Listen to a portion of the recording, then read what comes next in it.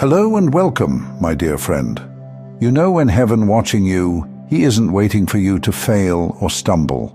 No, heaven has been leaning in. Angels have stood still in awe of you. Why? Because you did what so few souls ever dare to do. You chose the harder path, the path of truth, the path of love, when everything in you could have chosen something easier. And when you made that choice, heaven noticed. Think about this.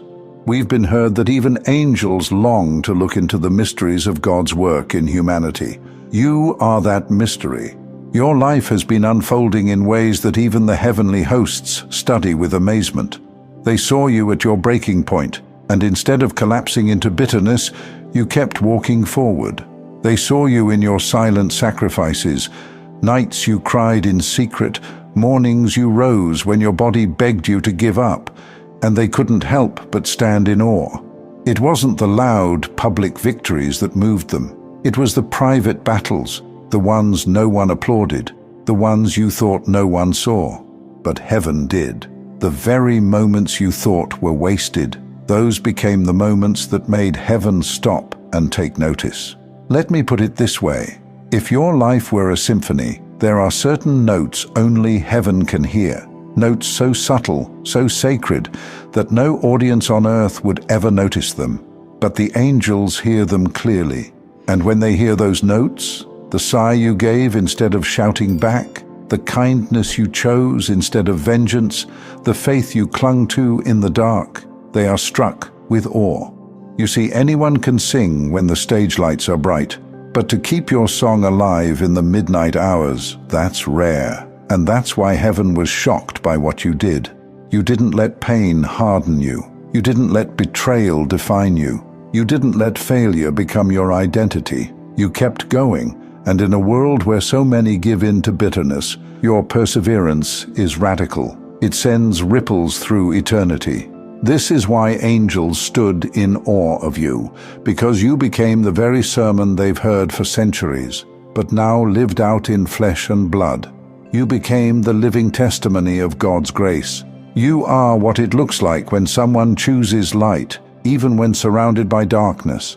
And maybe you don't see yourself that way. Maybe you're still caught up in the ordinary details of life. The bills, the disappointments, the routines. But in the spirit, your ordinary moments have been extraordinary. Every quiet act of integrity has been echoing in heaven's halls like thunder. Think about the last time you could have retaliated, but instead released it. The last time you could have spoken words that cut, but instead you chose silence. The last time you could have compromised, but instead you held your ground. Each one of those decisions may have felt small, but heaven saw them as monumental. And here's the truth. Those choices changed you. They made you into someone even you don't fully recognize yet. Stronger, wiser, sharper, more radiant. You may not feel it all the time, but in the spirit, you are glowing. Your resilience has turned into a light so unmistakable that it unsettles even those who don't understand you. Heaven is not shocked because you're perfect. Heaven is shocked because you kept saying yes when every part of you had reasons to say no. That's what makes you rare. That's what makes you chosen. Angels are not easily impressed. They've seen wonders beyond imagination, light colliding with darkness, time bending to God's command. Yet still, they pause when they see you, because while they've seen miracles, they've also seen humanity break under the weight of despair. They've seen people curse God when storms hit, but then they see you, still holding on, still loving, still choosing to walk in the direction of faith. And that, my friend, is a miracle in itself. So don't underestimate what you've done. Don't minimize the weight of your obedience. Heaven has already recorded it. Heaven has already celebrated it. And soon the world will feel the results of it. This means the choices you made in silence are about to bring forth fruit in public. It means the integrity that felt invisible is about to become undeniable. You became a soul that refused to quit, a vessel that kept pouring even when empty, a fighter that carried scars and still chose peace. That is not ordinary. That is not overlooked. That is heavenly. My dear friend, Here is what you need to remember. You are already walking in a kind of blessing that cannot be taken back. God's hand has been on your life from the very beginning, and no matter how overlooked you felt, His love has never once loosened its grip on you. Sometimes we think blessings only arrive with noise, with sudden wealth, with applause, with open doors that everyone can see. But the truth is, you've been blessed all along. Every breath you still carry, every moment you didn't quit, every piece of light you held onto when darkness tried to take it from you, that was blessing. That was proof that God's love has never left you. It's easy to forget that, because the world trains us to measure blessings in visible ways. But God's blessings are often seeds before they are harvests. You've been walking with seeds of favor inside of you for years, and now the soil around you is shifting. The conditions are changing. What was hidden under the ground is about to push through the surface. One morning, and it may come sooner than you think, you're going to wake up and feel it. The air will be different. Not because the world suddenly decided to value you, but because Earth will finally catch up to what heaven has already known. The alignment you've carried inside is about to reflect on the outside. It won't just be in one area. That's the power of divine favor. It doesn't stay in one lane. It begins to echo across dimensions of your life. Where you once felt pressed, you'll feel space. Where you once felt resistance, you'll feel ease. It doesn't mean life becomes free of challenges. It means the challenges no longer drain you the way they used to, because grace is carrying what once felt impossible. If you remain still a little longer than you used to, you will begin to see it. God's favor showing up in conversations you didn't expect, in opportunities that land in your hands without you having to fight for them, in the way peace starts filling rooms where you once only felt tension.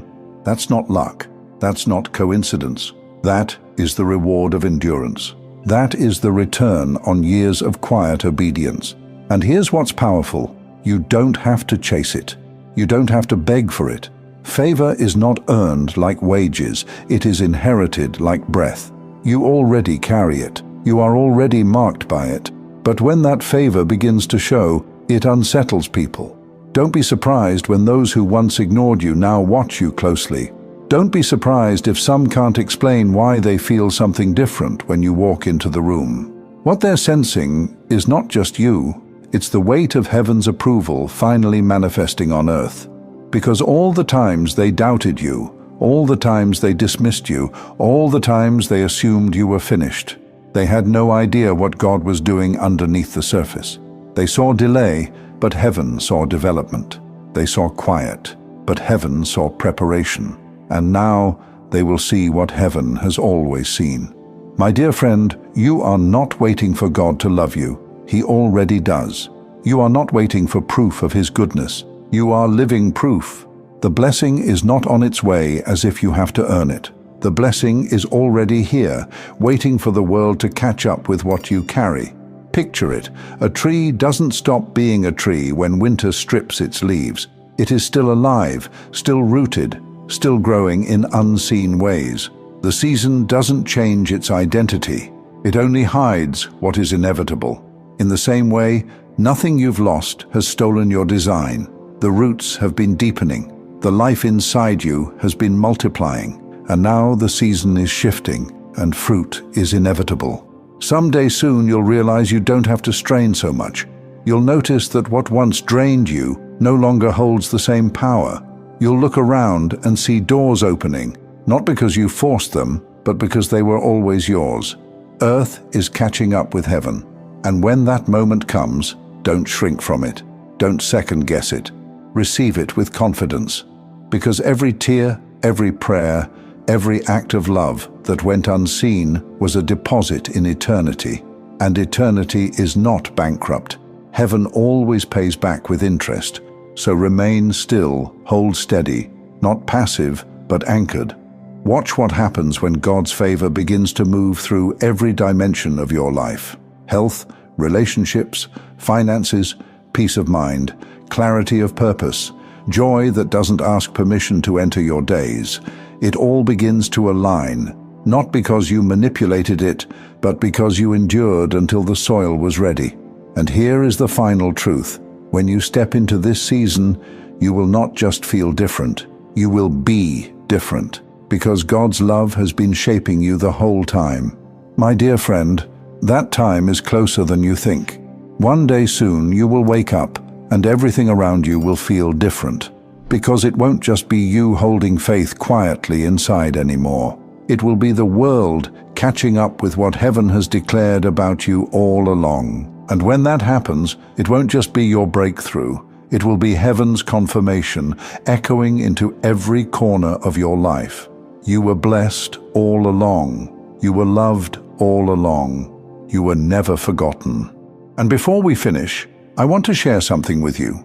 As a musician, I've started a second channel, Simplified Serenity, with soaking worship instrumentals for prayer, stillness, and deep rest.